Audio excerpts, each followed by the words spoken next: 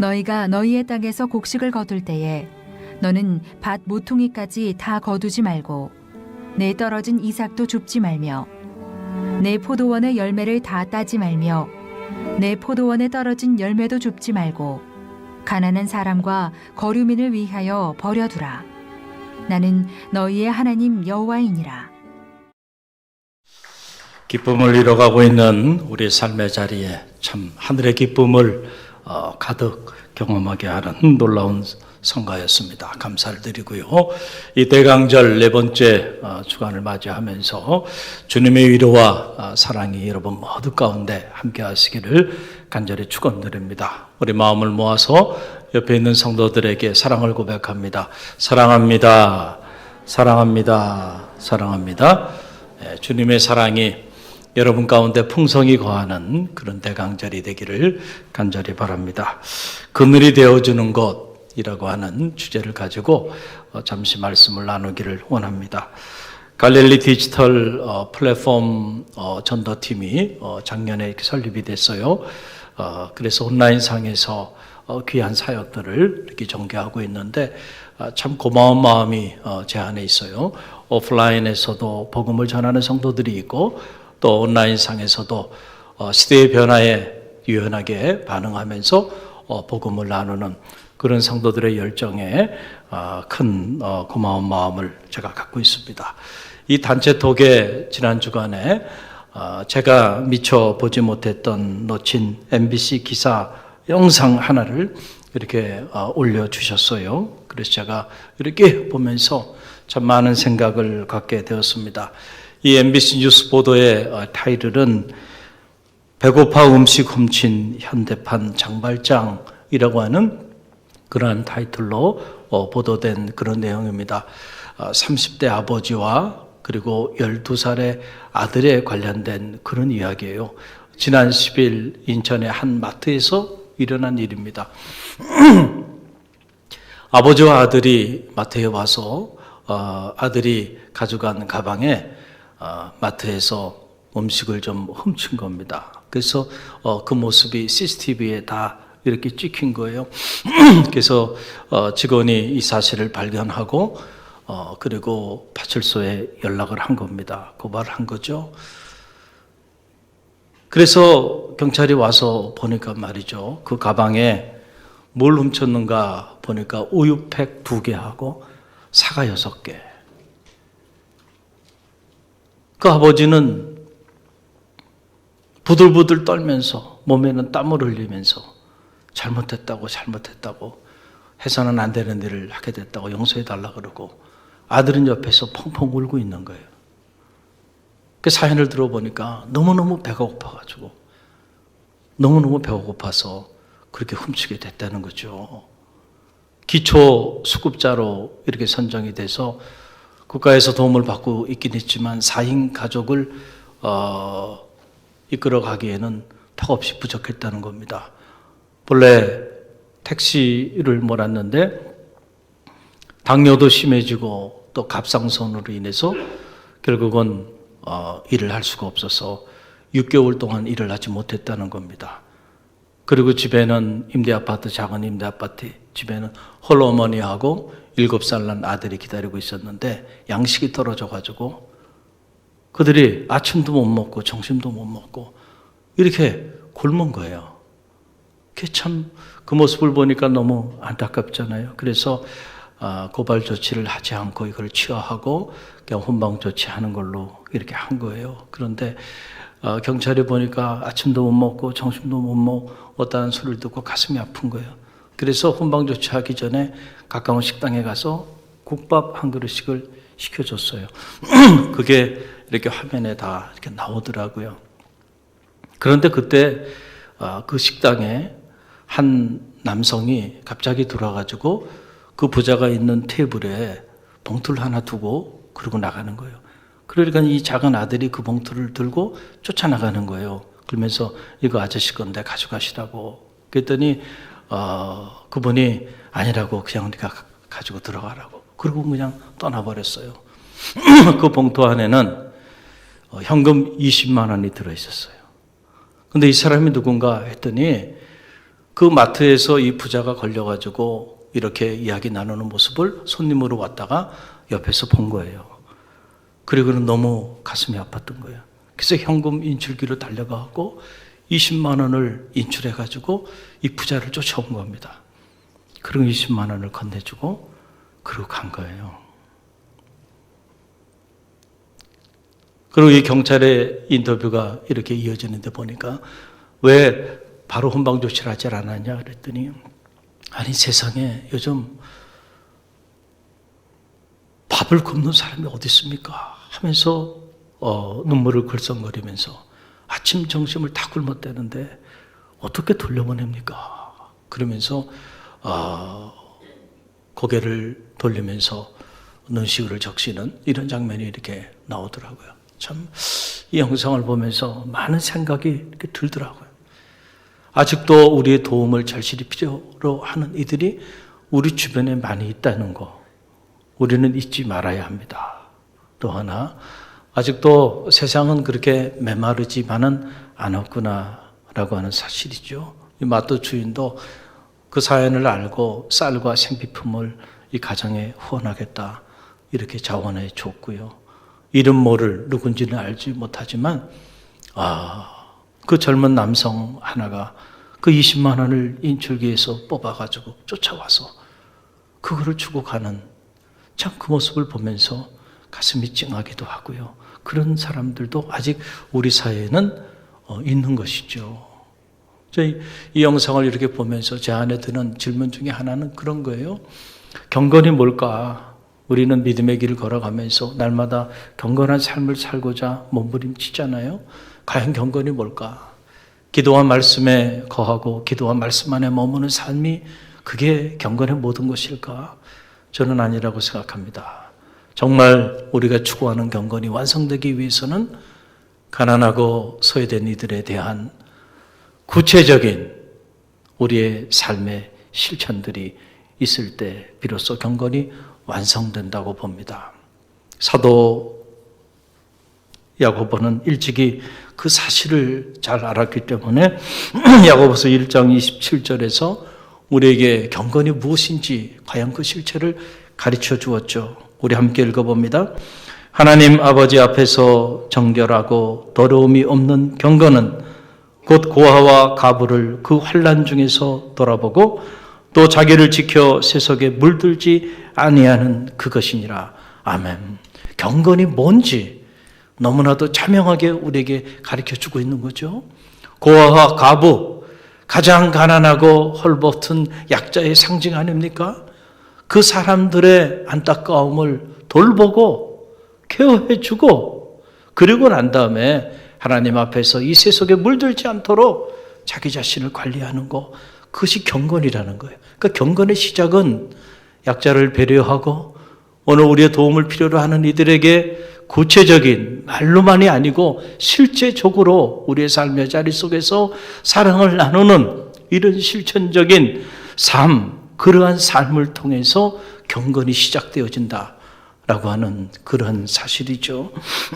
오늘 레위기의 말씀, 짧은 말씀인데 참 이 말씀을 묵상하면서도 큰 은혜를 받고 도전을 받습니다. 하나님의 마음은 어디에 있을까?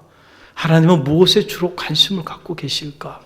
라고 하는 사실이에요. 하나님의 마음이 언제나 가난하고 헐벗고 소외된 이들의 하나님의 마음이 그곳에 머물러 있음을 알 수 있는 그런 놀라운 말씀이죠. 곡식을 거둘 때에 밭모퉁이까지 다 거두지 말라는 거예요. 밭모퉁이는 그냥 내버두라고 하는 그런 말씀이죠. 땅에 떨어진 이삭이 있으면 그거 다 줍지 말라는 거예요. 그냥 이삭 내버려 두라는 거예요. 포도원의 열매, 그 열매를 모두 다 따가지 말고 전 남겨놓으라는 거예요. 남겨놓으라는 거죠. 떨어진 포도 있다고 한다면 그 열매도 줍지 말고 그냥 좀 남겨놔라. 누구를 위한 것인가? 가난한 사람과 고르민을 위해서 좀 남겨놓으라 라고 하는 그런 말씀입니다. 여러분, 지금은 우리가 이렇게 이삭을 줍는 모습들을 보기가 쉽지가 않죠. 그렇지만 제가 어릴 때만 해도 이렇게 논에 추수를 하고 나면 이삭을 줍기 위해서 사람들이 이게 너네 이렇게 모여드는 모습을 어릴 때 저는 많이 봤습니다. 그래서 어려운 사람들이 그 이삭을 주셔서 그걸 가지고 양식을 삼았던 그런 모습들을 저는 초등학교 시절에 볼 수가 있었는데, 여러분 당시에 하나님이 때를 따라 이른 비와 늦은 비를 주시고 또 농사할 수 있는 산지를 허락해 주시고 건강도 허락하여 주셔서 그렇게 농사를 해서 추수를 하게 되는데, 그 모든 추수를 자기 것인 줄 알고 자기만을 위해서 다 거둔다고 한다면 과연 그것이 하나님이 기뻐하시는 소득일 수 있겠는가? 하나님의 마음은 거기 있지 않다는 거예요. 다 거두지 말아라. 이것이 다 너희 것이 아니다. 가난하고 헐벗고 그리고 아직 너희처럼 가진 것이 없는 그런 많은 이들이 내 주변에 있는데, 좀 그들이 너희 밭에 와서 남은 것을 가져갈 수 있도록 그들의 몫을 좀 남겨놓으라 라고 하는 그런 말씀이에요. 여러분, 이 말씀은요, 구약 성경에 보게 되면 여러 번 반복적으로 나옵니다. 우리가 자꾸 이 말씀을, 이런 말씀들을 회피해서 그렇지 이 말씀들이 여기저기 계속 나와요. 특별히 신명기에 보게 되면 이 말씀이 자세히 나오는데, 제가 한 절만 저와 여러분이 함께 인용해서 묵상하기를 원합니다. 신명기 24장 19절 말씀인데요. 함께 읽겠습니다. 내가 밭에서 곡식을 벨 때에 그 한 뭇을 밭에 잃어버렸거든 다시 가서 가져오지 말고 나그네와 고아와 가부를 위하여 남겨두라. 그리하면 내 하나님 여호와께서 내 손으로 하는 모든 일에 복을 내리시리라. 아멘. 우리는 얼마나 많은 동안 신명기의 축복을 받기 위해서 기도하고 신명기의 축복을 허락해 달라고 그렇게 몸부림치며 나갑니까? 그런데 여러분, 오늘 말씀 보게 되면 신명기의 축복을 받는 비밀이 여기 담겨 있어요. 밭에서 곡식단을 잃어버렸다고 한다면 그거 악착같이 가서 다 찾지 말고 그냥 버려두라는 거예요. 버려두라는 거예요. 가난한 이웃들이 그 잃어버린 곡식단을 가지고 그들의 생계를 이어갈 수 있도록 너무 인색하게 너희 것을 다 취하지 말고 그들의 몫으로 그냥 좀 남겨놔라. 그렇게 하기만 한다고 한다면 여호와 너희 하나님께서 내 손으로 하는 모든 일에 복을 주시리라 그랬어요. 신명기 축복이에요. 우리가 기독교를 한국교회 안에서는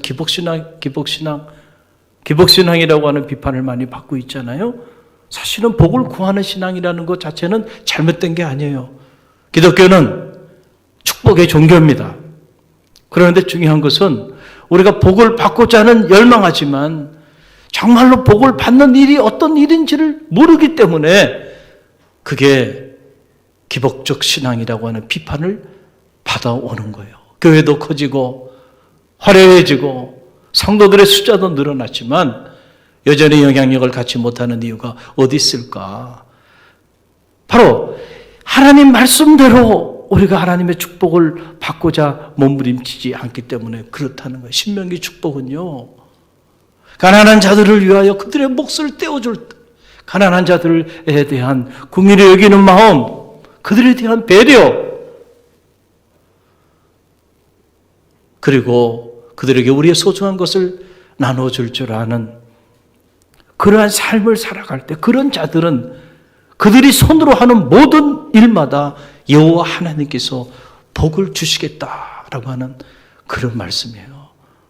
이 앞부분의 말씀을 가로쳐버리고 여러분이 하는 손으로 하는 모든 일만 복받기만을 원한다고 한다면 그거야말로 기복신앙이 아니고 무엇이겠는가라고 하는 사실입니다.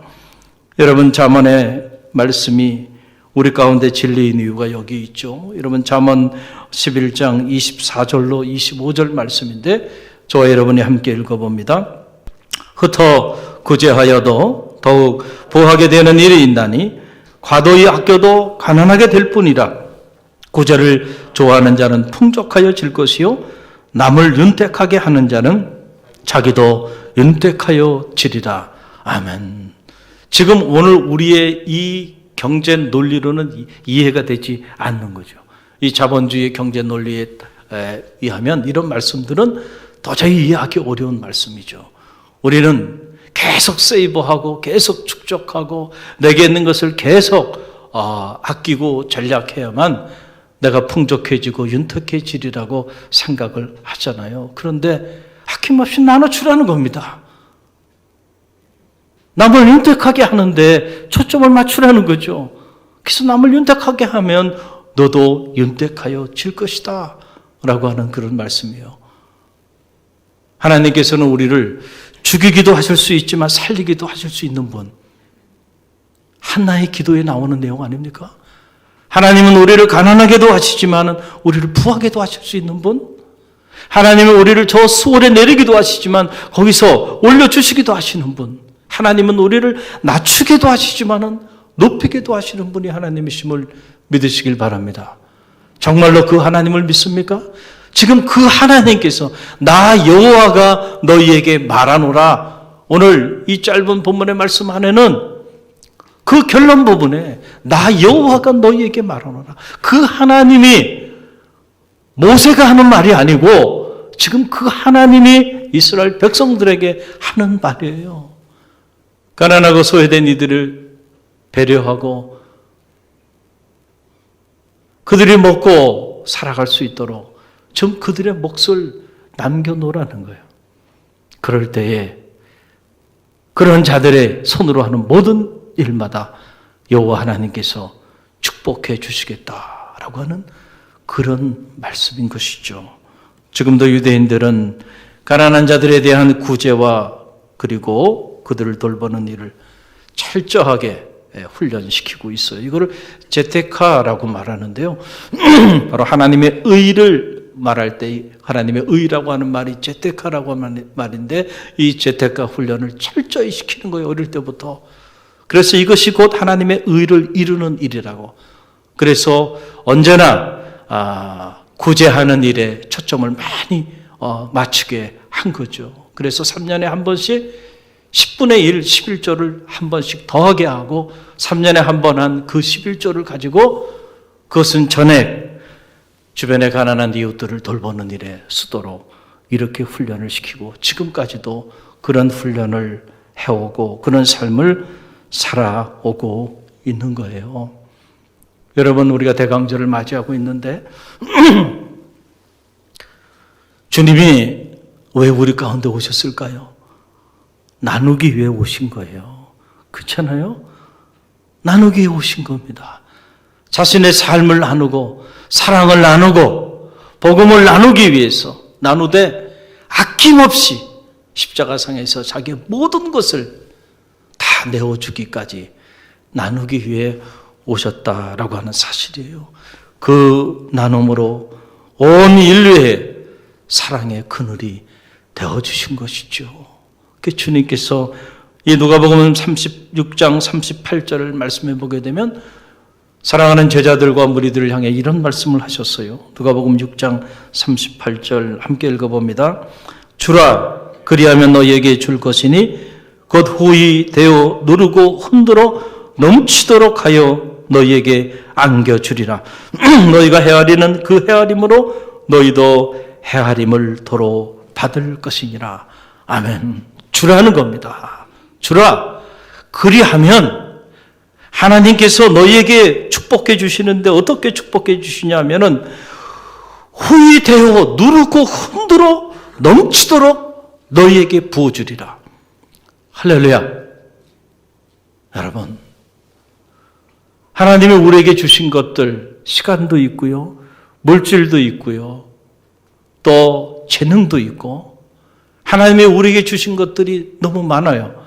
가정도 있고 공동체도 있고 오늘 우리가 누리고 있는 모든 것들 돌아보면 하나님께서 우리에게 다 주신 것들이에요. 그런데 이것을 우리가 평생 나와 우리 가족들만을 위해 사용하고 나 외에 다른 이들 위하여 나의 재능을 쓰는 일, 나의 물질을 쓰는 일, 내 시간을 쓰는 일, 이런 것들을 아까워하고 인색하게 생각하고 있다고 한다면은 여러분, 이것이 얼마나 안타까운 일이 되겠는가라고 하는 사실이 얼마 가지 않아서 결국 하나님의 그 축복의 문은 닫혀지게 될 것이고 오늘 누리고 있는 그 축복은 고갈되고 말 것입니다. 쓰임받기가 어렵다는 거예요. 할렐루야. 저는 말하기는 저와 여러분이 하나님께 쓰임받는 그런 인생을 살게 되기를 주님의 이름으로 간절히 축원드립니다. 여러분의 가문이 쓰임받는 가문이 되길 바라고 우리 갈릴리 교회가 움켜잡는 교회가 아니고 손을 펴 나누는 교회가 되기를 주님의 이름으로 간절히 축원드립니다. 그럴 때 하나님은 갈릴리 교회에 아무리 큰 위기가 오고 환란이 온다 할지라도 촛대를 옮기지 아니하실 거예요. 아무리 우리가 몸부림쳐도요, 하나님께서 촛대를 옮겨버리면 한순간에 모든 것이 제후에 죄도 남지 않는다는 사실을 여러분 꼭 기억하시고요. 하나님, 우리 교회가 이 시대에, 이 어려운 시대에 쓰임받는 교회가 되게 해달라고 기도하는 성도들이 되시기를 간절히 바랍니다. 이게 나눔의 축복이에요. 나눌 때 후히 주시되 누르고 흔들어 넘치도록 채워주시는 하나님의 은혜가 임하게 된다. 주님이 하신 말씀 아닙니까? 여러분, 우리가 나누다가요, 부지 중에 실제로 주님을 영접하게 되는 그런 축복도 얻게 돼요. 그래서 이 마태복음에 보게 되면 마태복음 25장에 우리가 잘 아는 비유, 주님께서 직접 하신 비유죠. 양과 염소의 비유에 관한 그런 말씀을 주셨잖아요. 여러분, 우리 인생이라고 하는 것은 영원하지 않아요. 오늘 저와 여러분이 이렇게 살아있어요. 그러나 이 살아있음이 영원합니까? 오늘 살아있지만 내일 어떻게 될지 할 수 없어요. 오늘 밤 내가 내 생명을 도로 찾으리니 이 모든 것이 네 것이 되겠느냐 말씀하셨잖아요. 오늘 내가 쌓아온 업적도, 오늘 내가 축적한 재산도, 오늘 밤 우리 가정을 하나님께서 거둬가신다고 한다면, 내 생명을 거둬가신다고 한다면 내 재능이, 그리고 내가 쌓은 업적이 한순간에 다 사라져버릴 수도 있다는 사실. 이런 일각의 순간을 살아가고 있는데요, 마지막 때가 되면 반드시 하나님 앞에 여러분이 단독자로 다 서게 된다는, 그때는 양과 염소로 갈려지게 돼요. 알곡과 쭉쟁이, 지금은 알 길이 없습니다. 그러나 알곡과 쭉쟁이가 있다는 거예요. 가라지도 있다는 거예요. 가만히 내비두라는 겁니다. 마지막 때에 가면 다 나눠지게 된다라고 하는 거죠. 하나님의 나라에 참여할 이들과 저 수월에 내려갈 이들이 다 나눠지게 되는데, 그 마지막 날 그 종말론적인 심판에 관한 그런 메시지를 양과 염소의 비유를 통하여 주님이 하시면서 이 내용을 읽어보니까 참 엄청난 말씀이 여기 기록되어 있는 겁니다. 바로 뭡니까?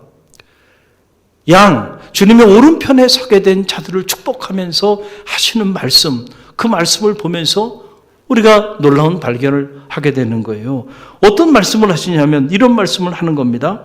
내가 줄일 때에 너희가 먹을 것을 주었고, 목마를 때에 마시게 하였고, 나그네 되었을 때 영접하였고, 헐벗었을 때에 옷을 입혔고, 병들었을 때에 돌아보았고, 옥에 갇혔을 때에 와서 보았느니라.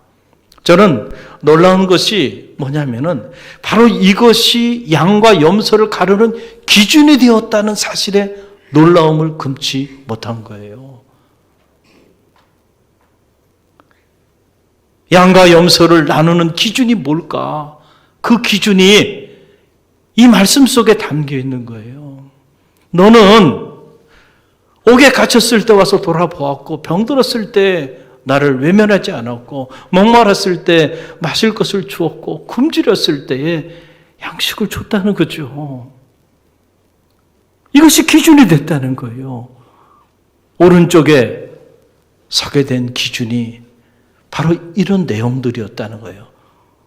우리 한국교회가 복음의 내용으로 이런 부분들을 다 가르쳐 버렸기 때문에 정작 믿음은 있지만 사랑의 나눔의 실천적인 삶이 턱없이도 부족한 그런 공동체로 전락된 이런 안타까운 시대를 오늘 우리가 살아가고 있는 것이 사실이죠. 그러니까는 이 양의 편에 선 자들이 하는 말이에요. 우리가 언제 주님에게 그렇게 대접했습니까? 정직한 거죠. 주님을 그렇게 대접한 적이 없는데 그런 칭찬을 받으니까 그때 주님의 음성이 들려오는데 그 음성은 여기 너희 형제 중에 지극히 작은 소자에게 행한 것이 곧 내게 행한 것이라. 할렐루야. 엄청난 말씀이죠. 어린 멀리 있는 일이 아니야. 여기 너희 형제들 중에 지극히 작은 소자에게 그들이 굶주렸을 때에 먹을 양식을 줬고 그들이 목말랐을 때 마실 물을 줬고 그들이 헐벗었을 때 옷을 입혀줬고 그들이 병들었을 때 돌아보고 감옥에 갇혔을 때 너희가 그들을 방문하지 않았느냐. 그것이 곧 누구에게 행한 것이라는 거예요? 내게 행한 것이라. 그 일로 인하여 그들은 오른편 양의 반열에 서게 되었다라고 하는 그런 얘기입니다. 아기의 세우심을 고대하는 대강절 네 번째 주일을 우리 모두는 지금 보내고 있어요.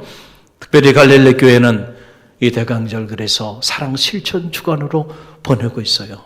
사랑의 말, 사랑의 생각, 그리고 사랑의 삶을 구체적으로 실천하자고 그렇게 외치며 이 대강절 이제 네 번째 주간, 마지막 주간을 우리가 보내고 있어요. 이것이 구호뿐이 아니라 실제로 사랑의 말, 사랑의 생각, 사랑의 삶을 실천하는 그런 우리 갈릴리 모든 성도들이 되기를 간절히 바랍니다. 이 대강절만이라도 지극히 작은 소자에게 구체적으로 여러분이 가지고 있는 것에 소중한 것들을 지극히 작은 소자에게 나눠줄 줄 아는 그런 사랑의 나눔이 있기를 간절히 바랍니다. 감사하게도 우리 갈릴리 교회는 정말 이 어려운 시기에 우리 지역의 어려운 일들을 돌아보고 그들에게 작은 사랑의 온기를 나눌 수 있는 그런 기회를 주셨으니 정말 감사해요. 이렇게 힘들지 않을 때는 나눔이 그렇게 소중하지 않지만 이렇게 힘들고 어려울 때에 작은 나눔이라는 것은 그 어느 때보다도 큰 도움이 되는 것이죠. 여러분이 기도 많이 해주시고 감사하게도 금번 땡스기빙 데이를 보내면서 추수감사절을 보내면서 추수감사절 헌금의 일부를 우리가 이 지역의 어려운 이웃들을 위하여 사용하자고 그렇게 결의했고 그래서 성도님들이 마음을 모아줬는데 놀랍게도 추수감사절 우리가 계획했던 예산보다 더 많은 그런 헌금이 이 어려운 때에 더 많은 헌금이 모아지게 됐어요. 그래서 그 헌금의 일부를 우리가 논의했던 대로 지역의 어려운 이웃들을 위하여 돕게 된 겁니다. 그리고 이 일에 기아대책이 또 함께 후원하고 해서 무려 1,000만 원 상당의 물품을 지역에 소외된 이웃들에게 나누게 된 거예요. 한 상자에 한 20만 원 정도의 물품이 들어갑니다. 거기에 각종 생필품하고 이 추운 겨울 방한용품에 같은 것들이 들어갑니다. 그래서 50상자를 이 지역에 소외된 기초수급자들, 차상위 계층에 계신 분들에게 나누게 됐어요. 우리 갈릴리 교회가 주관하고 동사무소와 그리고 지역 사회 협의체가 후원하고 또 기아대책이 함께 후원하면서 우리가 이 지역을 섬길 수 있게 됐어요. 감사하죠. 감사해요. 특별히 이렇게 어려운 때에 여러분 마음을 모아줘서 얼마나 감사한, 주님이 얼마나 기뻐하실까 생각이 들어요. 이제 다음 주 화요일 10시에 함께 나누게 되는데 제가 지난 주간에 이 일 때문에 동장님하고 또 지역의 사회복지위원회 위원장님을 만나서 함께 또 협의하는 그런 시간들을 가졌는데 동장님이 너무너무 고마워서 매 차례 지금 교회도 많이 힘들 텐데 어떻게 이렇게 갈릴리 교회가 이렇게 큰 사랑을 나누게 되었냐고 너무너무 고맙다고 그렇게 말씀을 하시더라고요. 그러면서 당신 이야기를 하시더라고요. 이분이 보니까 이 쌍문동 출신이에요. 여러분 동장님들이 보통 평균 한 1년에서 1년 반, 길면 2년, 임기가 그래요. 구청에서 일하시다가 이렇게 동으로 내려왔다가 다시 또 구청으로 갑니다. 그래서 동장님들이 계속 바뀌어요. 이번 동장님은 작년 코로나 때 이렇게 부임하셔가지고 교회도 예배도 제대로 드리지 못하고 우리가 활발하게 활동을 못해서 얼굴을 저도 못 뵀어요. 처음 뵌 겁니다. 처음 뵀는데 그분이 당신 얘기를 하는 거예요. 당신 초등학교 때 갈릴리 교회에서 빵을 얻어 먹었답니다. 그래서 그걸 고맙게 생각해. 갈릴리 교회에 대한 그 인상이 너무 좋은 거예요. 이 교회 짓기 전에 갈릴리 교회 여러분들이 빵을 나눠준 적이 있어요. 그 빵을 얻어먹은 사람이 기억하는 거예요. 초등학교 때. 그러면서 그 따뜻한 기억을 가지고 있고 사회복지위원회 위원장님은 저하고 그동안에 오랜 동안 지역 사회 어려운 이웃들을 돌보는 일을 위해서 함께 일을 해왔기 때문에 그 위원장님이 갈릴리 교회 칭찬을 그냥 너무너무 하는 거예요. 해마다 어르신 생신잔치를 하고 모두하고 역시 갈릴리 교회입니다. 그러는 거예요. 그래서 제가 너무 칭찬을 받으니까 송구스럽기도 하고요. 한편으로는 감사하기도 하고. 할렐루야. 그 갈릴리 교회가 이 쌍문 이동에 있어서 지역의 사랑의 그늘이 되어지는 교회가 됐으니 감사하잖아요. 할렐루야. 저는 바라기는 우리 갈릴리 교회가 더 많은 사랑을 나누는, 그래서 하나님께 더 놀랍게 쓰임받는 그런 믿음의 공동체가 되기를 간절히 바랍니다. 힘들고 어려울수록 사실은 나누는 게 어렵죠. 왜냐하면 나도 어려우니까, 교회들도 어렵고 다 힘드니까, 넉넉하지 않은 상황이니까. 그러나 이럴 때 나누는 것이 진짜 나누는 거예요. 그렇죠? 나도 힘들지만 고한 조각이라도 더 힘든 사람들이 있거든. 이 위기 때는 절박한 이들이 있거든요. 그래서 그들을 생각해서 우리가 나누는 거예요. 그럴 때 주님이 기뻐하시는 그런 공동체로 성장하게 되는 것이죠. 근본 사역 이렇게 준비하면서 제 안에 떠오르는 시 한 편이 있었어요. 이 정호승 시인의 내가 사랑하는 사람이라고 하는 시인데 저는 가끔 이 시를 이렇게 생각하곤 해요. 전반부만 저와 여러분이 함께 읽어봅니다. 함께 읽습니다. 나는 그늘이 없는 사람을 사랑하지 않는다. 나는 그늘을 사랑하지 않는 사람을 사랑하지 않는다. 나는 한 그루 나무에 그늘이 된 사람을 사랑한다. 햇볕도 그늘이 있어야 눈이 부시다. 나무 그늘에 앉아 나뭇잎 사이로 반짝이는 햇살을 바라보면 세상은 그 얼마나 아름다운가. 나는 한 그루의 나무에 그늘이 된 사람을 사랑한다는 거예요. 그런 사람을 좋아한다는 거예요. 저는 이 대목이 이렇게 늘 가슴에 이렇게 와닿아요. 나는 한 그루에 그늘이 된 사람을 좋아한다는 겁니다. 여러분, 주님은 우리의 사랑에 그늘이 되어 주신 분이시죠. 그분의 사랑에 그늘이 있어서 우리가 힘들고 지쳐 쓰러질 때에 다시 일어설 수 있지 않았나요? 그분의 그 사랑에 그늘이 있어서 우리가 죄로 얼룩진 죽을 수밖에 없는 죄인의 삶을 살아갈 때에 그 사랑의 그늘로 인해서 우리가 새로운 생명을 공급받고 다시 일어설 수 있게 되지 않았나요? 사랑하는 성도 여러분, 저는 바라기는 여러분이 짧은 인생을 살면서 믿음의 길을 걸어가는 성도로서 여러분의 삶의 자리 속에서 여러분도 누군가의 사랑의 그늘이 되어 주시기를 주님의 이름으로 간절히 축원드립니다.